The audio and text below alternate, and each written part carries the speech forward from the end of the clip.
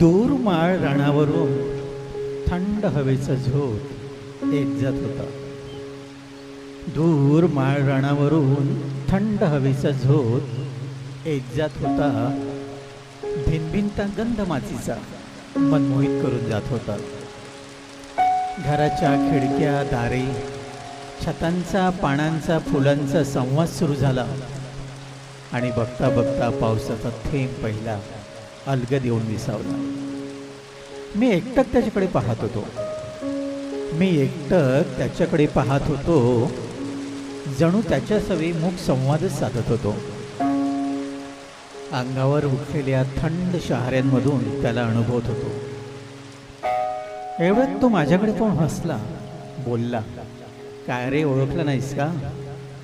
एवढ्यात तो माझ्याकडे पाहून हसला, बोलला, काय रे, ओळखलं नाहीस का? माझ्या येण्याची बातमी तुला कुणी कळवली नाहीस का? माझ्या डोळ्यात डोळे टाकून जणू विचारतच होता, मी आलोय, स्वागत नाही करशील का? मी आलोय, स्वागत नाही करशील का? मी भानावर आलो, हसलो आणि विचारले, बरा आहेस ना? तुझ्या मेघांच्या गावात सर्व काही ठीकठाक आहे ना? त्याने नुसतीच मान हलवली, कारण माझ्या बोलण्यात त्याला ती पूर्वीची ओढ वाटली नव्हती. डोळ्यात आता ती पूर्वीसारखी त्याला चमक दिसली नव्हती.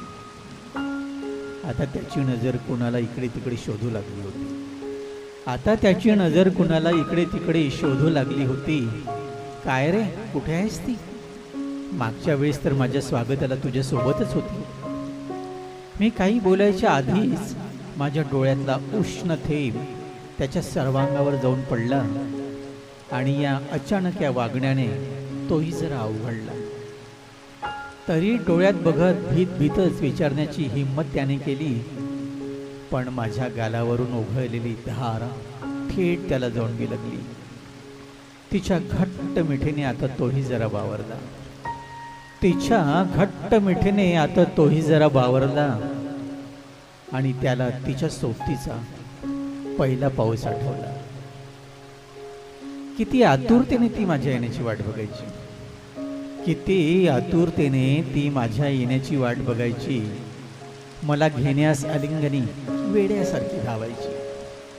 मला घेत अंगावर नाचायची, बागडायची, किंचाळायची. काय रे, किती केला सुशीर म्हणत लाडे चुरसायची. तो मात्र तिकडे ढिम्म लगेच छताखाली पळायचा. माझ्या येण्याचा जळफळाट नुसता माझ्यावर जळायचा. तिला मी आवडायचो हे त्याला आवडत नव्हतं. माझ्या मिठीत रमताना त्याला पाहवत नव्हतं. मी मग त्याच्याकडे पाहून मिश्किलपणे त्याला डिवचायचो. त्याच्या त्या रुसण्यावर आम्ही मग दोघेही खूप खूप हसायचो. ए, काय झालं, ये ना, असा का बसलास? छोट्याशा बाळासारखा का बरं रुसलास? ती त्याच्याजवळ जाऊन त्याची मनधरणी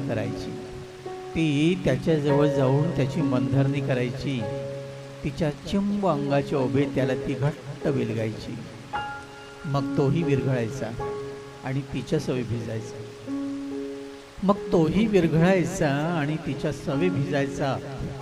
तिच्या ओठांवरचे माझे थेंब अलगद ओठांनीच टिपायचा. त्याचा सारा राग माझ्यावरचा मग निघून जायचा आणि अलिंगनात माझ्यानंतर तोही रमायचा. आम्ही तिघे होऊन एकरूप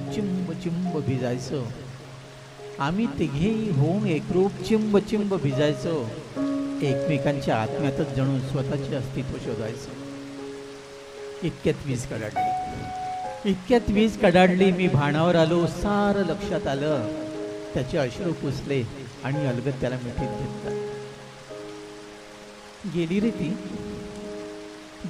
ती दूर दूर पुन्हा वापस न येण्यासाठी. ठेवून गेली एकटा मला आता नेहमी झोरण्यासाठी. निरोप ठेवला तुझ्यासाठी तिने, भेटशील ना मला ढगात तू. निरोप ठेवला तुझ्यासाठी तिने, भेटशील ना मला ढगात तू.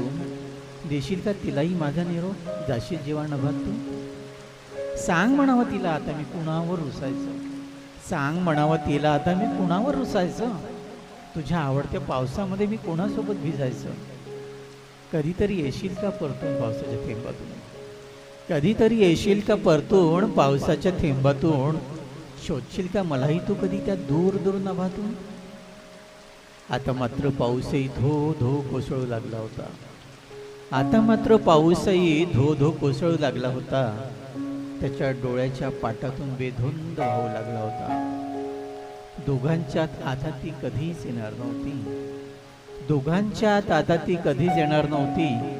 तो ती आणि पावसाची पुन्हा कहाणी रंगणार नव्हती.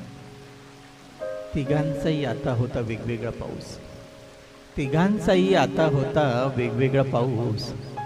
उरला मागे फक्त आणि फक्त तो, ती आणि तिचा पाऊस, तो, ती आणि तिचा पाऊस, तो, ती आणि तिचा पाऊस.